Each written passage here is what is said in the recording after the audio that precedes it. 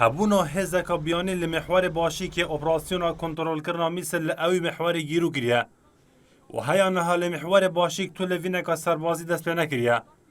لجنا پشمرگی لپرلمان کردستان دبیجیتن اپراسیونا باشی که دست پی نکتن هیا کره کفتنک بهتا کرن دناف ورا عراق و اوی هزا بیانی دا.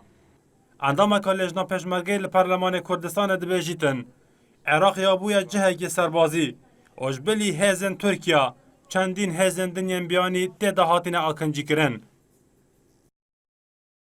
ئەوەی کە جێگەی نیگەرانیە لە ئێستاە ئەتوانم بڵێم هەرێمی کوردستان بۆ تا جێگەیەک بۆ تەراتێنی هێزە جۆر بە جۆرەکان کە لە ڕاستیە ینی لە چوارچێوەی یاساکان و ئەو هاوپەیمانەتیە دەرچووە بۆیە ینی ئیدانەکردنی وە ڕێگریکردن لە هەر هێزێک کە لەو چوارچێوەیانە بێت ئەرکی حکوومەتی ناوەندە بۆ پاراستنی سیادەی عێراق.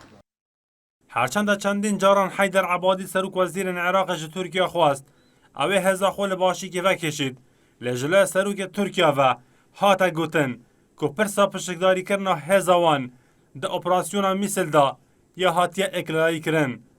سباره ده اوه پرسه فرمانده یا هزن کردستان دیار کرد که دویتن رکفتنک بهتا کرن ده نافورا بغداد و انقره دا. اما پێمان وایە بی تەفاهم بکرێت لەسەر ئەمە بینی بەغدا و ئەنقەرە.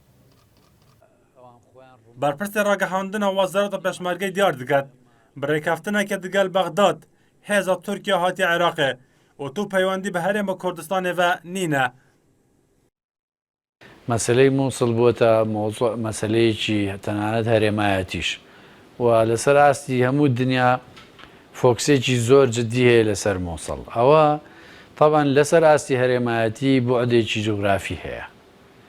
لەسەر ئاستی ناوخۆ جیاواز لە ئاستی هەرێمایەتی بوعدێکی تری هەیە کە بوعدێکی ئەوەنەی سیاسی، ئەوەنەی ئیتنی، ئەوەنەی ئابووری لە خۆگرێ و لەسەر ئاستی جیهانیش ئەم ئاعتیبارانەی کە هەیەی مووسڵ فۆکسی لەسەرە.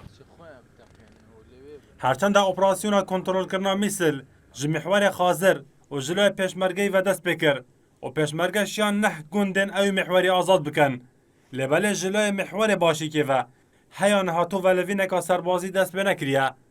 ایاس عبدالله نارتی هولر